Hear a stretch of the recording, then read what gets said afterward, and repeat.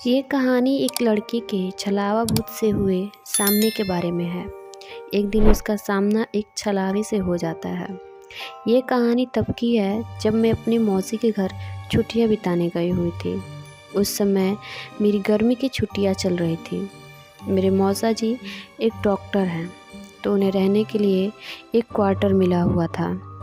वे उस क्वार्टर में दूसरे मंजिल पर रहते थे।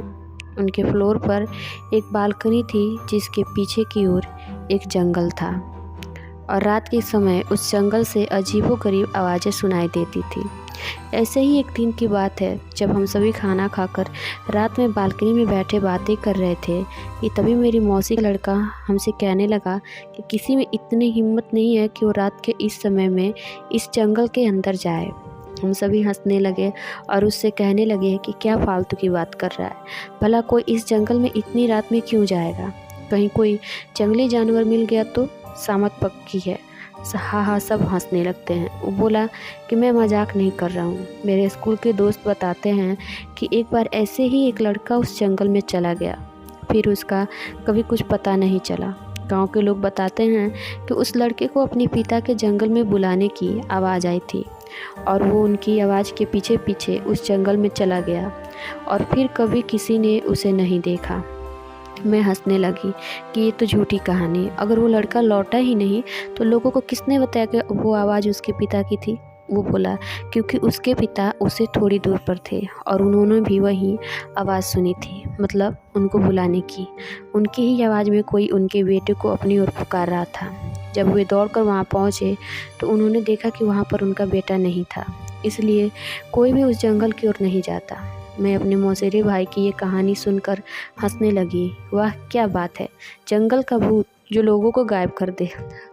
फिर हम सभी उठकर टीवी देखने लगे और थोड़ी देर बाद में उस बालकनी में जाकर थोड़ी फ्रेश हवा खाने लगी।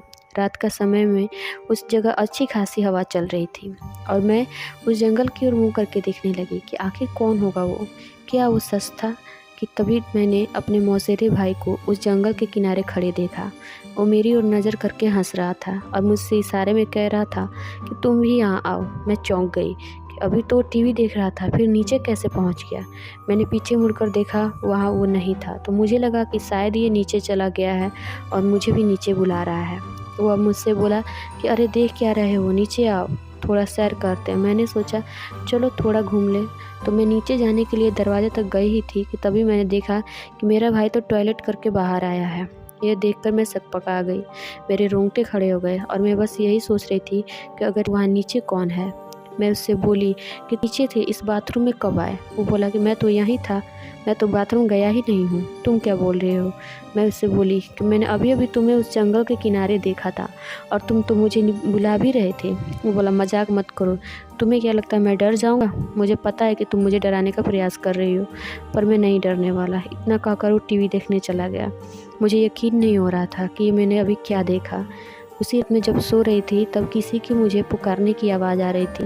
वो जो भी था मुझसे कह रहा था कि मैं तुम्हारा कब से इंतज़ार कर रहा हूँ, तुम तो आए ही नहीं, देखो जल्दी आ जाओ, फिर हम दोनों साथ में जंगल के अंदर घूमेंगे।